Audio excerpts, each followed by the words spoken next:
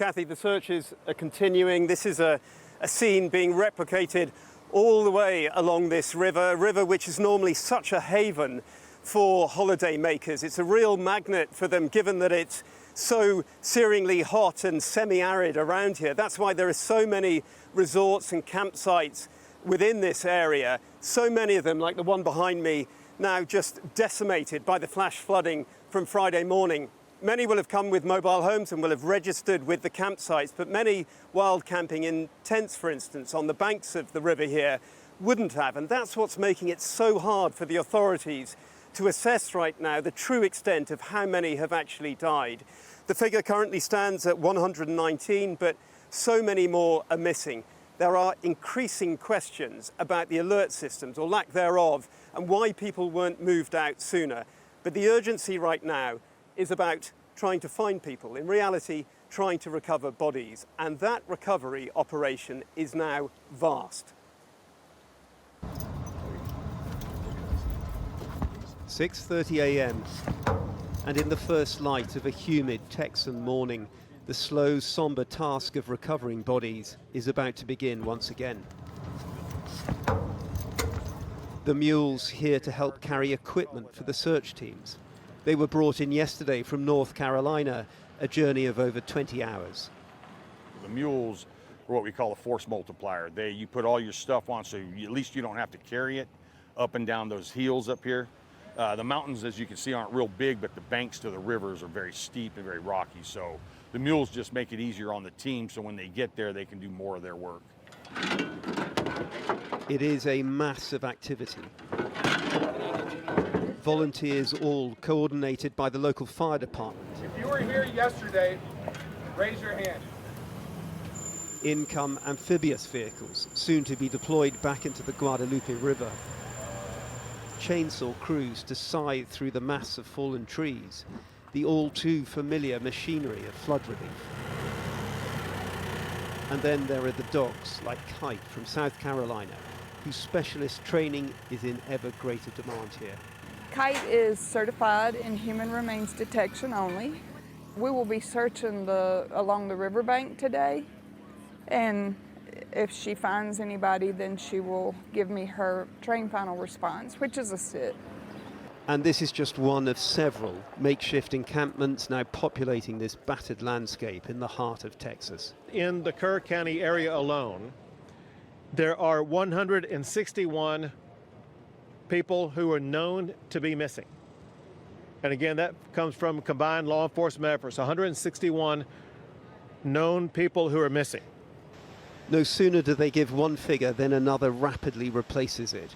More than 170 are now missing across the state. The National Guard are involved, Border Patrol, FBI. And as the myriad teams mobilize in one county after another, more images emerge of those confirmed dead or still missing.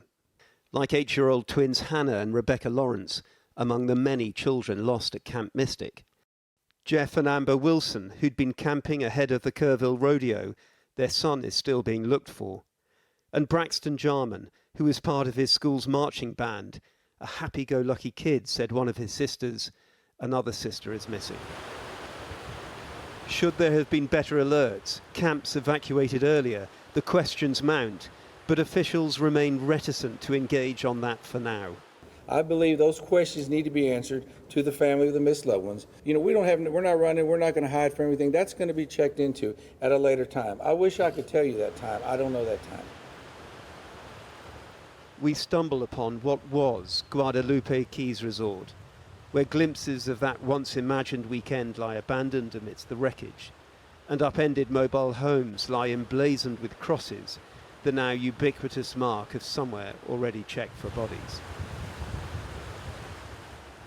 I'm told that this particular mobile home had actually been a few hundred feet away on higher ground, and then the force of the water swept it down here into the banks, smashing it to pieces. And it tells you everything about the power of the flood and also just how high the waters rose.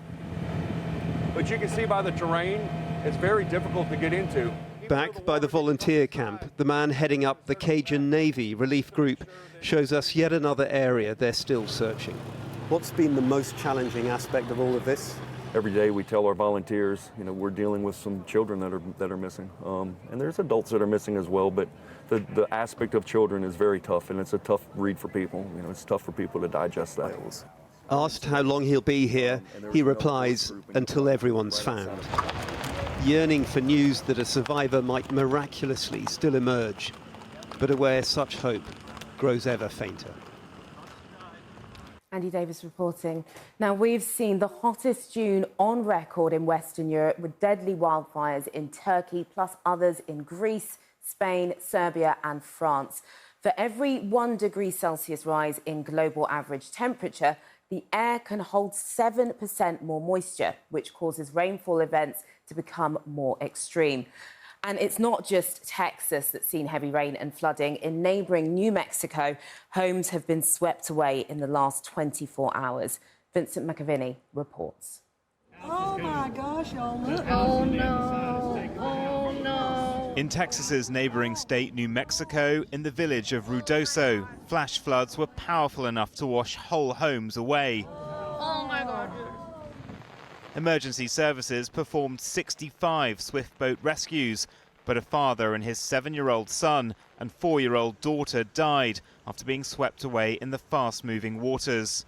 It hit hard, it hit fast. We did breach all of our bridges. We did lose some more homes. We have some folks that are missing. We're looking for them right now. Ruidoso suffered devastating wildfires last year and is in extreme drought. The hardened earth increasing the flood risk. There are questions now for authorities as to why they weren't prepared to evacuate this village quickly. In Asia, flooding has also blighted parts of Nepal, where at least 9 people have been killed and dozens are missing after houses, cars and the country's main bridge to China were washed away.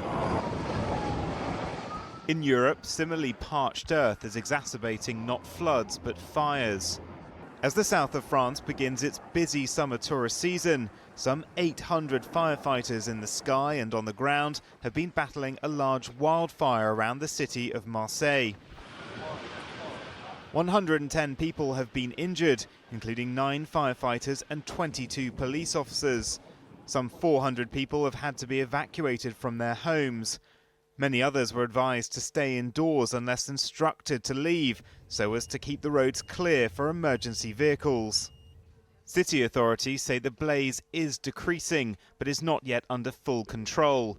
At its peak, it was spreading at a rate of 1.2 kilometers per minute, thanks to a combination of wind, dried vegetation and steep slopes. Firefighters are still fighting the fire, hand to hand. You can imagine that some people lost everything yesterday. It's clearly regressing, but there could be flare-ups. Of course, we're hoping for more forgiving weather, but we remain extremely vigilant. Similar scenes are playing out across the continent, with wildfires in multiple regions of Spain, Greece and Serbia. Despite its own struggles, the EU is being asked for help in Syria, where a wildfire has been raging for 6 days, scorching over 14,000 hectares. Thousands of people have had to evacuate from the mountainous Latakia region along the Mediterranean coast, where dense forests have been left tinder dry after months of high temperatures and the worst drought for decades. The disaster is applying even more pressure on Syria's fledgling leadership as it works to stabilise a country deeply scarred by 13 years of civil war. Although scientists are often reluctant to directly blame climate change for incidents like these, there is a general consensus that these kinds of extreme weather events are more likely to occur as global temperatures continue to rise. Well, to gauge the immediate effects of higher temperatures, scientists have just calculated that an extra 263 Londoners are likely to have died in the recent heat wave. With another one predicted for 5 days from tomorrow in the southeast, there are calls for more to be done to keep vulnerable people cooler. Well, joining me to discuss all this is Julia King, otherwise known as Baroness Brown, who sits on the committee advising the government on climate change, and Michael Mann, a climate scientist from the Department of Earth and Environmental Science at the University of Pennsylvania. Baroness Brown first, when you look at the floods, the wildfires, the droughts, the heat waves, are we now reaping the whirlwind of man-made climate change? I think it's increasingly evident that we are, and the message has to be absolutely that we both need to maintain the pressure on reducing emissions globally, but also we need to be doing more to adapt and to recognizing that we live in this world with a very different climate. Michael Mann, I mean, is there a risk that we're in that kind of doom loop, that the more the Earth warms, the wetter the summer gets, the more of these kind of floods we get, and it becomes increasingly hard to adapt to it? Yeah, well, there is the danger that we exceed our adaptive capacity. We do have a certain amount of adaptive capacity to create infrastructure that's more resilient and to favor policies that help insulate people from the worst impacts of these extreme weather disasters. But if we continue to warm the planet, the science is very clear. These sorts of disasters will become all more common, they will become intensified, and we will exceed our ability to adapt, be resilient. Baroness Brown, you advised the UK government on how to adapt. Is that now becoming the case, that it's going beyond how we can adapt, particularly when you look at cities, for example? You've had wildfires encroaching on Marseille, the second biggest city in France, and we just heard those figures on extra deaths in London because of the last heat wave. Well, we're certainly seeing, I mean, in Northern Europe, we're one of the areas that's least affected by climate change. But we're, as you say, already seeing these impacts, like the deaths in London. I think in Northern Europe we still have a chance to take the adaptation actions we need. But of course, for other parts of the world, they're seeing much more extreme impacts, and they may well be getting beyond positions where they can adapt. And of course, also with sea level rise and low-lying states, their future is very uncertain.